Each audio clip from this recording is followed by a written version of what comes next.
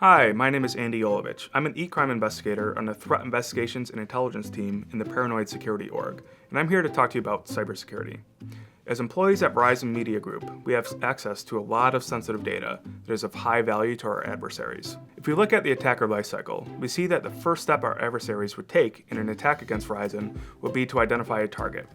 That target might be an unpatched system, a laptop infected with malware, or a vulnerable employee. While we as individuals may not be of particular interest to our adversaries, we are oftentimes what stands between them and Verizon's data, and are therefore prime targets. This is because we have access to Verizon's systems, users, and intellectual property. Additionally, some of us who are in the public eye may also be the subject of more targeted attacks with the intention of causing harm to us or our reputations. This training breaks down cybersecurity into 4 key areas that you can focus on to help keep yourself secure from cyber attacks. First is security awareness. Know how to recognize when you're being targeted, be it by suspicious email, file, or person. Second is account security. Don't make it easy for criminals to hack your accounts. Know how to properly safeguard them. Third is travel security. Know the risks associated with the locations you're traveling to and how to protect yourself while traveling abroad. Lastly, digital footprints. Know what information about you is publicly available on the internet and how it can be used against you. We begin with security awareness. We should all be able to recognize when we're being targeted by an attacker. There are many ways in which we as employees can be targeted, but most of them have a common starting point: email. More specifically, spear phishing. A spear phish is an email targeted towards a specific individual with the intent of stealing data or installing malware.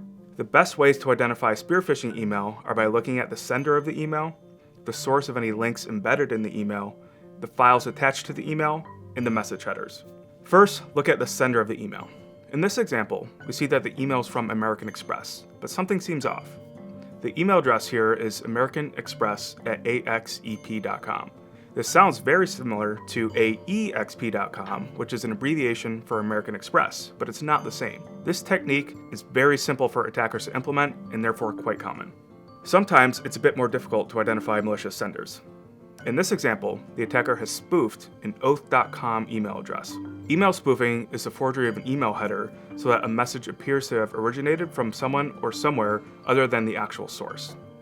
While the sender alone does not indicate that this email is phish, there are some other signs.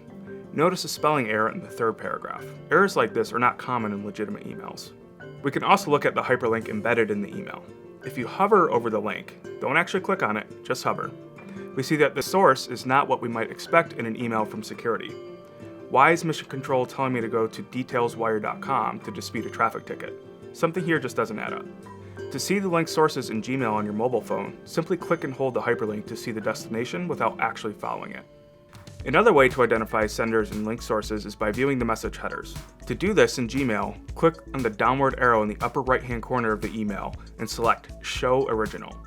Now, I'm not asking everyone to become an expert in analyzing email headers, but everyone can look for oddities.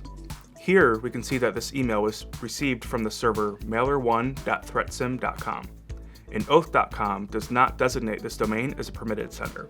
This is not behavior I would expect to see in a legitimate email. Lastly, looking at attachments can help you identify spear phishing emails. Now, when I say looking at attachments, I really mean not looking at attachments, or at least not downloading them. You should never download attachments unless you absolutely have to, and you certainly should not download attachments from suspicious-looking emails or emails you're not expecting. Fortunately, Gmail allows us to view most attachments right in the browser. Simply click on the attachment icon at the bottom of the email and the attachment will appear in the browser window. Here you can also convert Word docs and spreadsheets into their Google Drive equivalents, which will help ensure that any embedded code is not accidentally executed on your laptop. And of course, if you ever find yourself questioning whether or not an email is spear phish, forward it, along with the headers, to phish@verizonmedia.com. We will analyze the email and let you know whether or not it's safe. The next area we're going to talk about is account security. Don't make it easy for criminals to hack your accounts. Here's how you can properly safeguard them from bad actors. First and foremost, use strong passwords. When creating a password for your web-based service, you want to make sure it's unique and complex. It should be completely random and complex enough to not be susceptible to brute force attacks. A good password is long and has no meaning whatsoever. It can be a long string of random characters if it's a password you don't need to remember, such as a website password that can be stored in a password manager, or it can be a combination of random dictionary words with some mixed in capital letters if it's a password that you will actually need to remember, such as your laptop password. Now that you've created strong passwords for all your web services, you can store them in a password manager. A password manager is a piece of software that assists users with generating, storing, and retrieving passwords, which encourages the use of good password hygiene. At Verizon Media Group, we use a password manager called LastPass. For more information on how to install LastPass and set up an account, visit yo/LastPassHelp. Congratulations, you no longer have to remember your passwords. Well, except for your LastPass password. Finally, once you've secured all of your accounts with strong passwords and stored them in LastPass, you're ready for two-factor authentication. Two-factor authentication is an extra layer of security in addition to a password that is used to authenticate an account. Where possible, you'll want to make sure you enable this on your social media accounts, financial accounts, or anything with access to your money, and most importantly, your email accounts. Now think of your email accounts as the keys to the kingdom. If a bad actor is able to access your email account, they'll be able to reset the password for any services that use that email to authenticate. Most large-scale email providers offer two-factor authentication, including Yahoo, AOL, Google, and Microsoft. In addition to securing your accounts, you may also want to secure your communications using encryption. This won't apply to everyone at Verizon, but encryption is often used by people who are communicating sensitive information to others. If you need to communicate sensitive data, consider using encrypted messaging or email applications. Additionally, if you need to encrypt standalone files or data, use OpenPGP encryption. Signal, WhatsApp, and Wickr are commonly used encrypted messaging applications. ProtonMail and HushMail are commonly used encrypted emailing applications. Additionally, Mailvelope is a browser plugin that uses OpenPGP encryption to encrypt text within a browser window, and it's compatible with Gmail. You can create and manage a set of PGP encryption keys using the software GPG Suite. Once you've created a set of keys, you can share your public encryption key online so others can find it and send you encrypted communications. Public encryption keys are generally shared on public key servers, one of the most popular being hosted by MIT. The next area we're going to talk about is travel security. We've broken travel security into 3 threat buckets: before you go, while you're there, and when you're back. Before you travel, you're at relatively low risk of being targeted in a cyber attack. While you're traveling, you're at a high risk of being targeted, and when you return, you're still at a slightly elevated risk of being targeted. To avoid being targeted during your travels, you can follow these simple steps. First, before you go, make sure you secure all of your accounts with strong passwords and two-factor authentication. Make sure all of your devices, including laptops and phones, are completely up to date. Remove sensitive data from your devices. That way, if they are confiscated or breached, your exposure is limited. Lastly, if you know that you're traveling to a digitally hostile location, don't bring your corporate devices with you. Go to the Global Service Desk and ask for a travel device. Visit Yo Travel Device for a current list of digitally hostile locations and hardware eligibility guidelines. While you're traveling, don't leave your devices unattended. Avoid using public Wi-Fi when possible. Instead, use mobile data or a personal hotspot for internet access.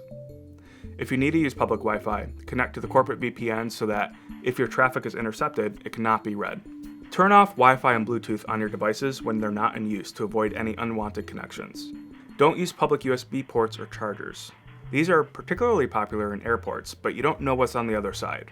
Instead, carry an external battery with you to charge your devices.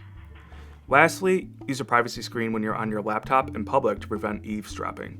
When you return from your trip, you are still at an elevated risk of being attacked as a result of your travels.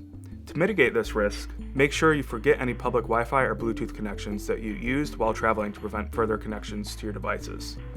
And if your laptop is acting funny, even to the slightest degree, contact the GSD.